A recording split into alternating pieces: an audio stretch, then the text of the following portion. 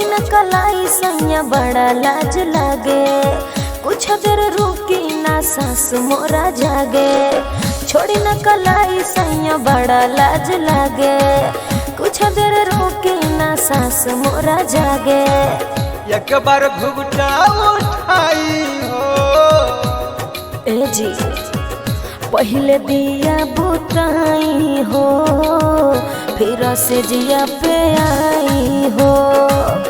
पहले दिया बुताई हो, फिर से जिया पे आई हो।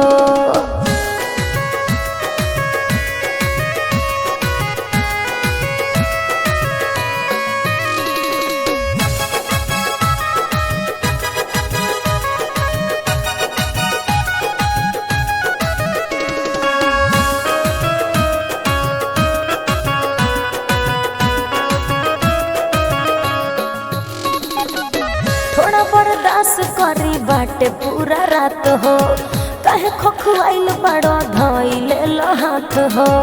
दिल नहीं के माना का पहला मुलाकात, एक बार अचरा हटाई हो।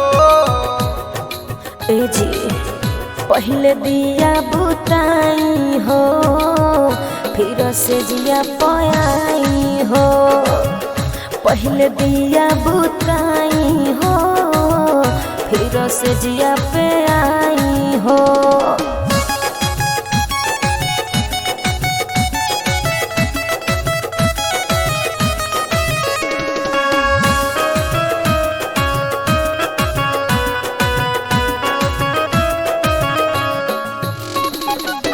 धीरे धीरे बात करी से जिया पे आवा, कितना एनर्जी बा आके दिखावा।